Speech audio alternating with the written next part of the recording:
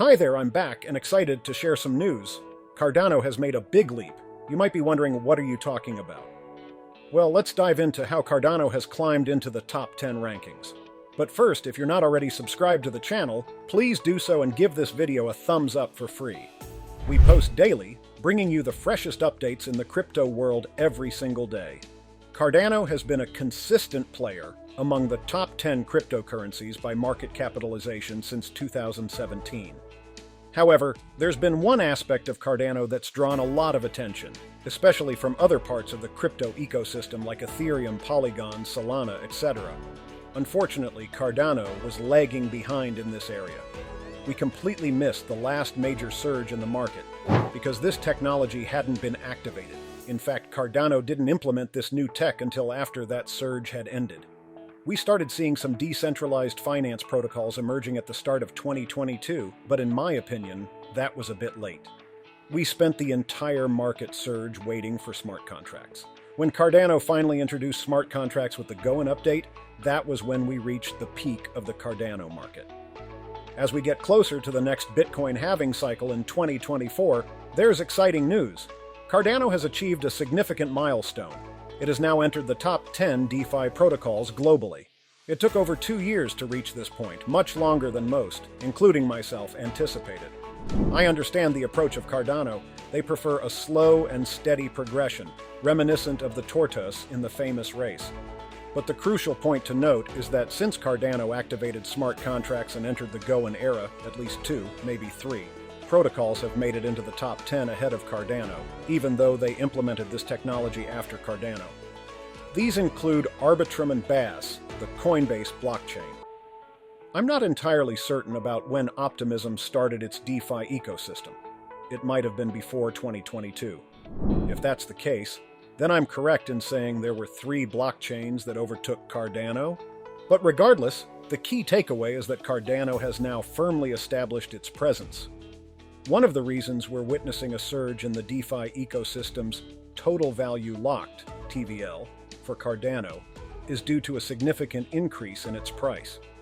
In recent months, Cardano's value has shot up impressively, moving from around 23 to 24 cents to about 63 cents. This nearly triples its value, marking at least a 2.5x growth. Naturally, when the price of ADA, Cardano's underlying asset, more than doubles, it makes sense that the dollar amount of Cardano's TVL in DeFi would increase as well. However, the growth isn't just about the dollar value. Since the start of 2023, the amount of ADA in Cardano's DeFi protocols has more than tripled. We began 2023 with about 200 million ADA in DeFi, and as we start 2024, we're looking at just around 700 million ADA. This is a substantial growth of over 3x from the beginning of 2023. And it's important to note that this growth is significant irrespective of the conversion into US dollars. It's not just the increase in ADA's price that's notable. The quantity of ADA being integrated into DeFi has also experienced a substantial increase. So, when you factor in the dollar amount, the growth is even more remarkable. Indeed, the dynamics of total value locked TVL in DeFi for many blockchains, especially those in the top 10, 20, and 30 by market value, present an interesting contrast. While Cardano has been showing growth, a significant number of these other protocols have seen their underlying assets in DeFi decrease over the last 2 to 3 years. For instance, Ethereum's ETH locked in DeFi has dropped by approximately 50 to 60%. This trend is common among many of the major, more established blockchains, including Solana. However, it's worth noting that this might not be the case for newer blockchains like Arbitrum or BAS, as they have not been around long enough to experience the same market cycles. But for most of the legacy blockchains, there's been a notable decrease in TVL during the bear market. In contrast, Cardano is experiencing growth, which is noteworthy. Yes, part of this growth can be attributed to the increase in ADA's price, but that's not the only factor. The amount of ADA in the DeFi ecosystem is also increasing independently. This suggests a strengthening of Cardano's position in the DeFi space, distinguishing it from the general trend seen in other established blockchains. It's true that the recent surge in the crypto market has generally lifted the prices of most cryptocurrencies.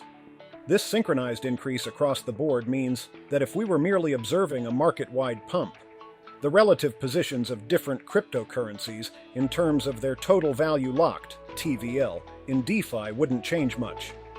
In other words, if all cryptos are rising at a roughly similar rate, their rankings should remain relatively stable. However, the fact that Cardano has moved from the top 20 into the top 10 in such a market environment is indeed telling. This indicates that Cardano's growth in the DeFi sector isn't just a result of the general market uptrend. Instead, it suggests a specific increase in trust and utilization of Cardano's DeFi protocols, independent of the broader market movements. This differentiation is crucial. It implies that there's something more substantive about Cardano's growth, beyond just the benefit of rising market tides. It could be a reflection of the ecosystem's robustness, its technological advancements, or a growing community trust in Cardano's DeFi offerings. Such a shift in market position under these conditions is often seen as a strong indicator of an asset's relative strength and potential for sustained growth. A few years ago, when Cardano was ranked around 35 or 45 in the DeFi space, there was understandable frustration due to its slow growth in this area. However, as we move into the next phase of the crypto markets, marked by the upcoming Bitcoin halving, we're witnessing a significant shift in Cardano's position. The stability in the amount of ADA staked in the Cardano ecosystem is a strong indicator of this shift. The staking percentage has been consistently high, hovering around 63 to 64%, even during the bear market. This range, between 61% and 64%, has been maintained since the start of the bear market, indicating a robust and committed community. The volatility observed in the middle of 2022, with a notable amount of unstaking and selling, was a concern. Typically, unstaking is seen as a prelude to selling, especially since ADA is not locked and remains liquid even when staked. However, the current stability is a positive sign. The movement of ADA into DeFi, separate from what is staked, is another interesting aspect. With about 22.7 billion ADA in staking and an additional 700 million in DeFi, we can account for approximately 64 to 65% of all ADA either in staking or DeFi. This high percentage of known allocation of ADA provides a clear picture of the ecosystem's health and engagement. Looking forward, as we approach or progress through the next bull run, it's plausible to anticipate an even higher percentage of ADA being involved in either DeFi or staking activities. This would be driven by increased participation in these areas, as more people engage with the Cardano ecosystem for its DeFi offerings or staking benefits. Such a trend would not only solidify Cardano's position in the DeFi space, but also highlight the growing trust and involvement of its community. I think we're going to see a lot more ADA being used in these protocols, which is great, because it means we can actually keep track of the live ADA. It's a pretty large percentage of ADA that we're confident is being actively managed by people. This is important because, unlike with Ethereum, we're not really sure how much of it might be lost forever, how much is still accessible, or how much isn't being used at all. To put it into perspective, only about 20% of Ethereum is staked, which is a small fraction compared to what's happening with Solana and Cardano's staking activities. Also, there's been more buzz lately from people involved in the Cardano ecosystem, as well as those outside of it, about the EU UTXO model. That's the Extended Unspent Transaction Output model. While most blockchains use the standard UTXO model, Cardano has adopted this extended version, the EUTXO. The discussion about Cardano's throughput and its measurement in terms of transactions per second, TPS, brings up an interesting aspect of blockchain technology. Typically, TPS is a standard metric used to assess a blockchain network's efficiency and speed. However, as highlighted in your example, the Cardano community is focusing on a more nuanced approach. In traditional blockchain systems, the TPS metric usually counts the number of discrete transactional messages sent through the network per second. However, with Cardano, each transaction can contain multiple different actions, such as ADA transfers, NFT transfers, token transfers, and DeFi interactions. This complexity means that a single transaction on Cardano can carry out several distinct actions, each of which would be a separate transaction on a more traditional blockchain. In the example you provided, even though the block is showing only a few transactions per second to foreign accounts, with a native Cardano TPS of 2.8, it actually contains around 100 actionable items. This discrepancy is what leads Cardano ecosystem participants to argue that the effective TPS is much higher, potentially 100 to 200 TPS, when considering the actual content and actions within the blocks.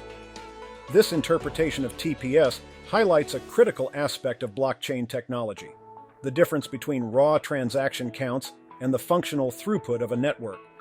It shows that in some blockchain architectures, especially those handling complex transactions like Cardano, a single transaction can accomplish much more than a simple fund transfer. This perspective provides a more holistic view of the network's capabilities and performance. It's also worth noting that this approach to measuring TPS can provide a more accurate representation of the blockchain's real-world utility and efficiency. By considering the diversity and complexity of actions within each transaction, stakeholders can better understand the actual performance and scalability of the network. I'd like you to decide for yourselves how you view this UTXO model. I'm really pleased to see that the Cardano ecosystem is now among the top 10 DeFi protocols globally. I'm eager to hear what you think about this, so please share your opinions in the comments below. Remember to subscribe to the channel so you don't miss any new videos. We upload daily, keeping you updated on the latest in the financial world. See you tomorrow. Always invest wisely, do your own research, and of course, keep embracing crypto.